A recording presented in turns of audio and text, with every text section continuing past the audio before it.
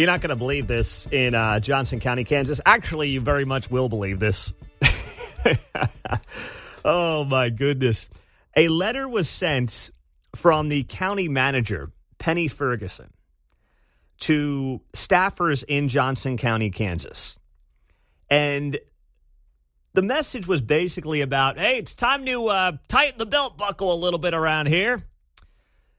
She writes, and this has not really gone public anywhere in local media circles that I've seen, but it came across my desk last week, and I admit I kind of got sidetracked with a bunch of other things, and I forgot about this.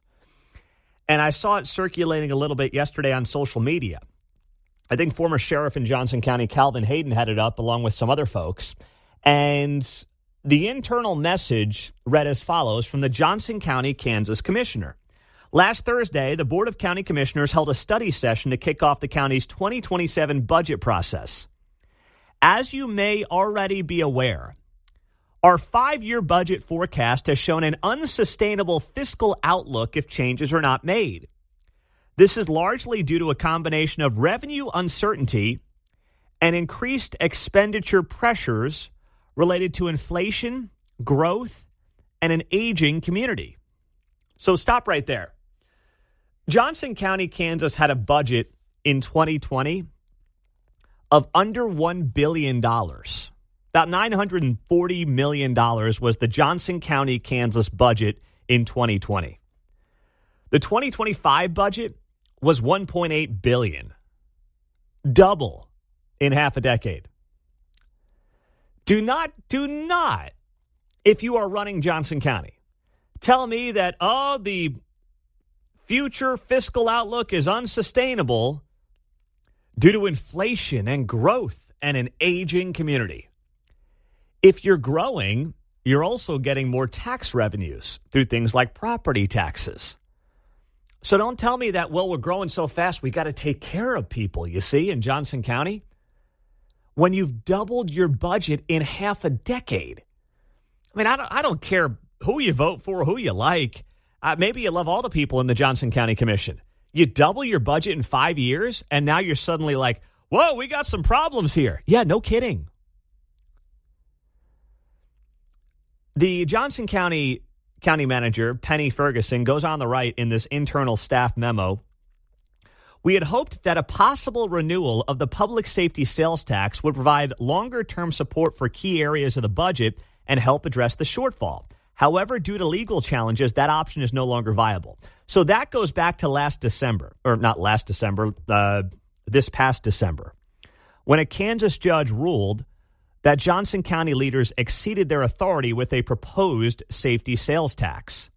Chris Kobach, the attorney general, was telling them this tax that you're trying to extend is unlawful. The Johnson County commissioners voted to withdraw the tax from the November election during a July meeting. And they planned to vote on it during a special election this coming March. They wanted to extend a 1/4-cent sales tax, and if it passed, the tax would have been in effect for 10 years. Kobach argued this past summer the tax issue should be a new tax, not an extension of the current tax, because of the new projects it would have covered. And a Kansas judge sided with Chris Kobach because basically the county wanted to use it for different things beyond what it was intended to originally be used for. So he's saying to Johnson County, hey, if you want to put a 1/4-cent sales tax out there for people to, vote on, you got to basically do that as a separate sales tax. You can't just roll over this 1/4-cent sales tax and spend it as you see fit when what it was intended to be used for was already paid off. So Kobach was absolutely right. But now you have the Johnson County manager basically saying, because we couldn't ram that thing through, we're going to have to figure something else out. That's not the reason, by the way. A 1/4-cent sales tax not being allowed to roll over is not the reason that suddenly you're in a potential fiscal calamity in Johnson County, Kansas. Spare me that. She goes on the right in this internal memo. As a result, the county is implementing several early actions throughout 2026. These include a temporary hiring pause for most vacant positions, a more formal review of position vacancies, closer scrutiny of capital spending, a strong focus on service prioritization, efficiencies, and cost avoidance. These actions are being approached thoughtfully to ensure we continue delivering essential services and meeting our obligations to the community. As you know, she writes here, being a good steward of taxpayer dollars is a responsibility we all share in Johnson County government.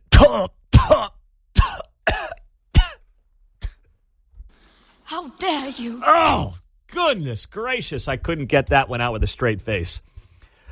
Woo! She writes, I see the commitment reflected in your work every day, and I appreciate your partnership as we continue to find ways to serve our residents effectively and creatively within the resources available to us. Oh, break out the violin for the poverty folks in Johnson County, Kansas. Oh, my goodness. Unbelievable. Boy, say a prayer this morning to see if Johnson County, Kansas, the richest county in Kansas, that's doubled its expenditures in the last half a decade, is going to be able to make it.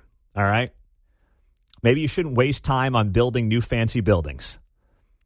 I don't know. Just my 2 cents looking from afar. Like that health facility they're building at College or I guess that's 119th and Ridgeview area.